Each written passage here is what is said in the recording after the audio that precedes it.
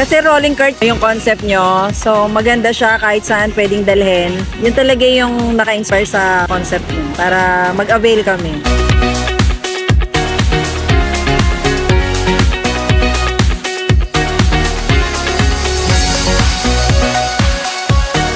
Rolling cart din siya, tapos natikman namin talaga yung milk tea. Masarap siya, kaya nag-avail talaga kami. Masarap siya compare sa iba. Quality naman yung ano niya, tsaka maganda yung attractive yung cart nyo. Presentable yung cart. Tinginin ba?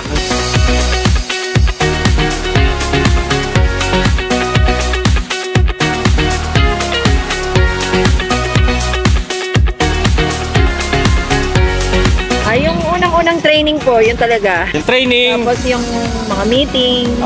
Yung weekly meeting namin, yung support ba, yung brainstorming, yun ang pinakamaganda rito na may weekly meeting. Support system. Pag may tanong ka, sasagot agad sila. Hindi sila madamot sa knowledge. Ganda yung support system.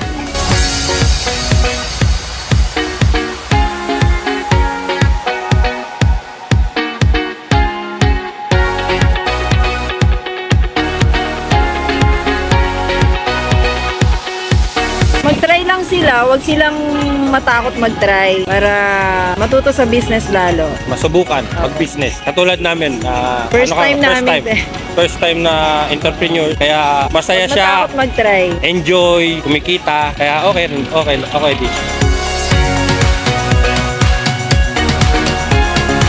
Highest cup siguro na hanggang 50, 60 cups a day.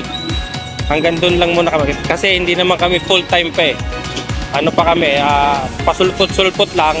Pero marami talagang naglulok nitong KRT. Kasi nga, nakikita rin sa Facebook, meron kaming mga nakikita raw nila sa Facebook. Etong kaya hinahanap nila. Tapos meron pa raw dito sa Balibago.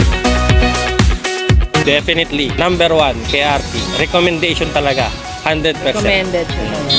Kami nagpapasalamat at binigyan kami ng opportunity na makapagganito ng business. Talagang matagal na namin talagang gusto mag-business ng ganito. Kaso walang time. Ngayon medyo nagkaroon kaya... Saka wala kaming idea dati kung ano yung i-business namin. Yun din, oo. Wala kaming idea talaga. Nakita ko lang, tinikman ko, nasarapan ako, nag-grab na ako, ganun lang ang buhay. Saka madali naman yung preparation niya.